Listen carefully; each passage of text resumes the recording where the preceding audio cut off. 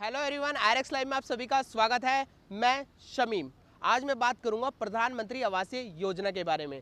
देश में ऐसे कई परिवार हैं जिनकी आय बहुत कम है और आज भी उनके पास रहने के लिए खुद का घर नहीं है। ऐसे में बढ़ते हुए ज़मीनों के दाम और महंगे फ्लैट्स कुछ ऐसे कारण हैं जो गरीब जनता के लिए घर खरीदने की राह में रुकावट साबित होते हैं।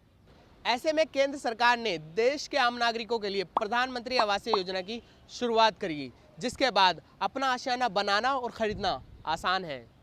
इस प्रोग्राम में मैं आपको बताऊंगा कि कैसे आप प्रधानमंत्री आवासीय योजना का लाभ उठा सकते हैं। प्रधानमंत्री ने भारत की आज़ादी के 75 साल पूरे हो जाने पर साल 2022 तक सभी के लिए आवास की परिकल्पना की है। इस उद्देश्य की प्राप्ति के लिए केंद्र सरकार ने एक व्यापक मिशन 2022 तक सबके लिए आवास शुरू किया है।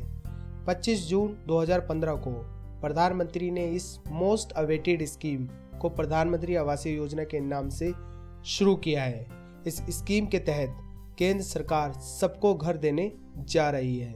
इसके अलावा इस बार के बजट में केंद्र सरकार ने प्रधानमंत्री आवासीय योजना के तहत 23,000 करोड़ का बजट पास किया है।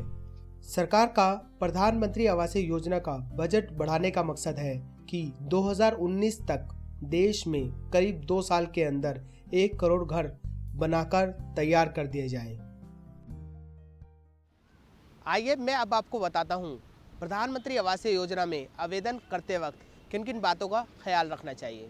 इस स्कीम का फायदा EWS कैटेगरी यानी इकोनॉमिकल वीकर सेक्शन और LIG कैटेगरी यानी लोअर इनकम ग्रुप के अंतर्गत जो परिवार आते हैं उनको ही दिया जाएगा और किसी परिवार को EWS यानी इकोनॉमिकल वीकर सेक्शन कैटेगरी में तभी रखा जाएगा जबकि उस परिवार की एनुअल इनकम 3 लाख से ज़्यादा ना हो और किसी परिवार को LIG यानी लोअर इनकम ग्रुप कैटेगरी में तभी रखा जाएगा जिस परिवार की एनुअल इनकम 3 लाख से 6 लाख के बीच में हो। आवेदक को अपने आप को LIG या EWS कैटेगरी में शामिल करने के लिए इनकम सर्टिफिकेट का होना बहुत ज़रूरी है। इसके अलावा एप्लीकेंट को इस स्कीम का फ़ायदा उठाने के लिए परिवार में किसी भी महिला के नाम पर घर की बुकिंग करानी होगी। इसके अलावा एप्लीकेंट की एज 21 से 55 वर्ष के बीच होनी चाहिए। अगर परिवार का किसी भी सदस्य के नाम पर पहले ही पक्का मकान है तो वो इस योजना का लाभ नहीं उठा पाएगा।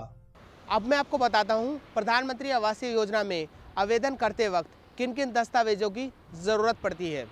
आधार नंबर और एक पासपोर्ट साइज फोटो जरूरी दस्तावेजों में शामिल है।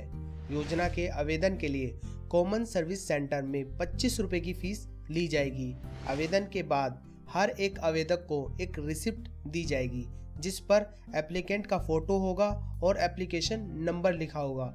एप्लीकेशन नंबर हर एक एप्लीकेंट के लिए अलग होगा जिसके ज़रिए से आप अपनी एप्लीकेशन का स्टेटस भी पता लगा सकते हैं।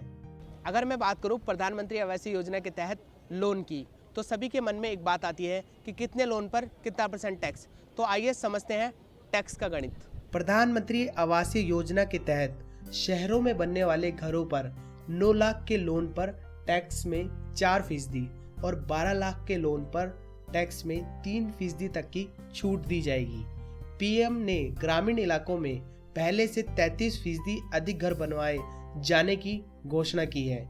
इसके अलावा गांव में रहने वाले लोग जो अपना घर बनाना चाहते हैं या उसका रिनोवेशन कराना चाहते हैं उन्हें 2 लाख रुपए तक के लोन में 3% तक की इंटरेस्ट रेट में छूट दी जाएगी। जो लोग घर खरीदने में सक्षम नहीं हैं उन्हें तो बिना शको शुबा फायदा पहुंचेगा। प्रधानमंत्री आवासीय योजना के तहत कीमत और ब्याज दर कम हो जाने के बाद लोग आसानी से अपने सपनों का आशियाना ले पाएंगे। हमें उम्मीद है आपको ये हमारा प्रोग्राम बेहद पसंद आया होगा। अगर आपको हमारा प्रोग्राम पसंद आया तो आप लाइक करें, कमेंट करें, सब्सक्राइब करें। फिलहाल के लिए इस शो में इतना ही। मुझे दीजिए इजाज़त। नमस्कार।